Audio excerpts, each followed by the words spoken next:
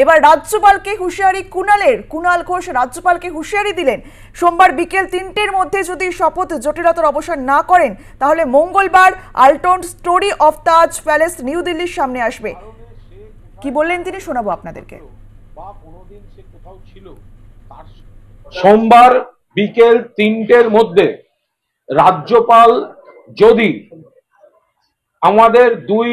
উপনির্বাচনে জয়ী বিধায়কের শপথ গ্রহণ অনুষ্ঠানে